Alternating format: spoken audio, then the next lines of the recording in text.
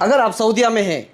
आपका किसी कंपनी में सैलरी का मसला है, आपका इकामे का मसला है, आपका कोई और जो लीगल मसले मसाइल हैं सैलरी के हवाले से, इकामे के हवाले से, या आपको किसी शिरके में तनख्वाह वगैरह नहीं मिल रही है, तो आप आइए वीलॉग्स कंपनी में, और यहाँ पे जो भी आपके लीगल मसले हैं वो हमारे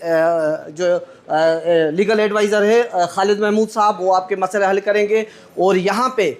इसके अलावा और भी जितनी आपकी सर्विस से जो भी इश्यूज़ हैं आपके, वो यहाँ पे हल करेंगे। उसके साथ साथ में यहाँ पे अगर आपको ट्रांसपोर्ट कंपनी में कोई भी अपनी गाड़ी रजिस्टर करवानी हो, टोयोटा हाईएस, H1 स्टार या कोई बस से कोस्टर है, तो वो भी यहाँ पे आप आके इस कंपनी में, केविलोज कंपनी में, यहाँ पे खालिद महमूद साहब हैं, हमारे बिलाल भाई हैं, ये यहाँ पे कंपनी के ओनर है, और ये ऑफिस मदीना मुनव्वरा में है। ऊपर जो व्हाट्सअप नंबर है, आप इस पर रब्ता करके और ऑफिस आ सकते हैं, और आपका जो भी लीगल मसला है वो आप यहाँ पे बता के और हल करवा सकते हैं।